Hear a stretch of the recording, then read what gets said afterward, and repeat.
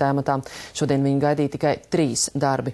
Varas nodošanas ceremonija Laimdotai Straujumai, sava portreta piestiprināšana valdības nama ministru prezidentu zālē un simboliskā sudraba naglas iedzīšana premjerministra standarta kārtā.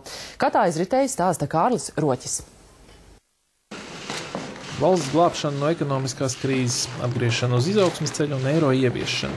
Šie bija galvenie jau bijušā premjera padarītie darbi. To simbolizē arī uz Latvijas eiro monētām attēlotais Mildes tēls, kas nurotās Dombrovska sudraba parakstu plāksne ministru prezidenta standarta kārtā. Savu priekšgājēju darbu augstu novērtēja arī Straujuma. Man ir liels gods un te pašā laikā liela atbildība vadīt valdību pēc, manuprāt, izcilākā Latvijas valsts ministru prezidenta Valda Dombrovska.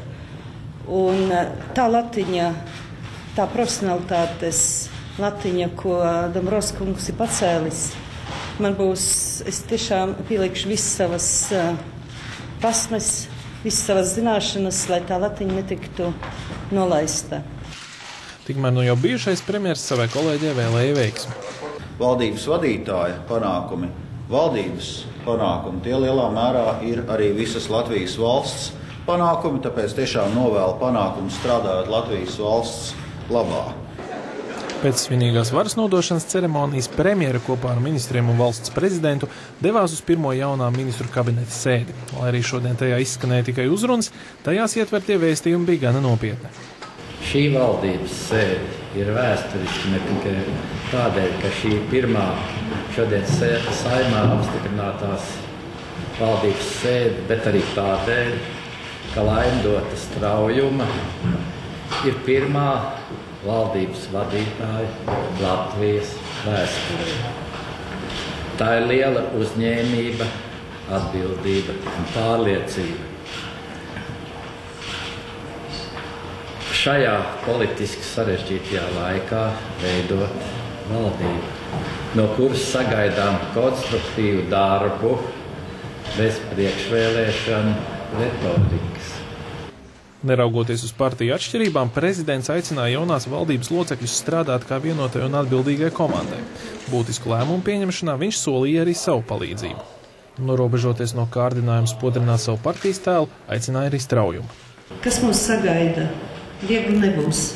Mēs esam periodā, kad ir 2 vēlēšanas. Mums ir skaidri terminēts laiks, tātad līdz nākošajām vēlēšanām. Mums ir deklarācija ar ļoti daudziem nopietniem uzdevumiem. Un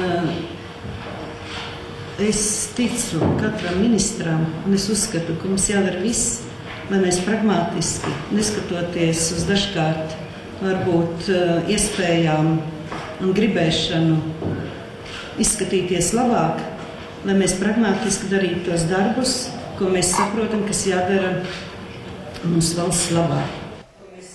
Lai arī jaunā ministru kabineta veidošanas gaitā sociālajie partneri aicināja valdības deklarāciju veidot pēc iespējas šaurāku, gala rezultātā tā tika paplašināta. Jaunā ministru prezidents šajā apstāklī gan problēmas nesaskata. Ņemot vērā, ka līdzīga koalīcija varētu turpināties arī pēc vēlēšanām. Protams, tas viss atkarīgs būs no mūsu darba. Tad tur ir arī uzdevumi, kas ir jāsāk tagad risināt, kas varētu pāriet pēc vēlēšanām. Ir pārliecība, ka šī koalīcija ir pārvēlama. Tāda vai cita koalīcija, tātad, kur ir šīs centriski labējās partijas, es uzskatu, ka tas ir svarīgi tiktu pārvēlēta. Līdz tam bezparteiskā Straujuma par vienotības biedru kļuva īsi pirms izvirzīšanas augstajā amatā. Iepriekš ministru prezidents savu politisko nākotni daudz nekomentēja. Tomēr šorīt raidījumā Rīta panorāma viņa atklāja, ka kā vienotības deputāta amata kandidāte piedalīsies 12. Saeimas vēlēšanās. Vai viņa kļūs par partijas premjera kandidāti, to Straujuma pagaidām neatklāja. Savus plānus nav atklājis arī Dombrovskis, tikmēr nerimst runas par viņu kā iespējamo Latvijas eirokomisāru. Kārlis Roķis, Māris Jurgensons, Valters Blums, Latvijas televīzija. Un tātad nākamā otrdien notiks jaunās valdības pirmā darba sēde un ministri ieņems vietas pie galda noteiktā secībā. Tas tiek izkārtots atkarībā no ministru pieredzes valdības darbā. Visilgākā pieredze ir Raimondam Vējonim, kopumā 8 gadi un 3 mēneši. Otra ilgākā pieredze ir Ingrīdai Circenei, attiecīgi viņa arī sēdēs vistuvāk ministru prezidentei. Un tātad vēlreiz īsi par jaunās valdības sastāvu. Darbu jaunajā valdībā turpina 7 iepriekšējās valdības pārstāvi, bijusī zemkopības ministra Laimdotas Straujuma premjeras krēslā, un līdzinājos amatus saglabās Andris Vilks, Ingrīda Circene, Dāca Melbārde, Edgars Riņkevičs, Rihards Kozlovskis un Anrijs Matīs. Ministru krēslos atgriežas arī daži bijušie ministri, piemēram, Ina Druviete, Raimons Vejonis, Uldis Augulis un Jānis Dūklavs. Bet 3 strīdīgākie krēsli, tātad par kuriem bija visgarākās pārunas un visasākās viedokļu sadursmes, ir tieslietu ministra, vides aizsardzības un reģionālās attīstības ministra un ekonomikas ministru krēsli, un tos attiecīgi ieņems Baiba Broka, Einārs Cilinskis un Vjačeslavs Dombrovskis.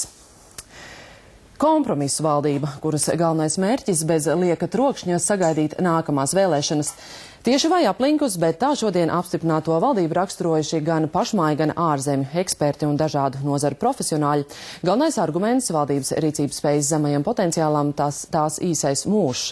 9 mēneši, tīpaši priekšvēlēšanu laikā, esot par maz, lai īstenotu būtiskas pārmaiņas.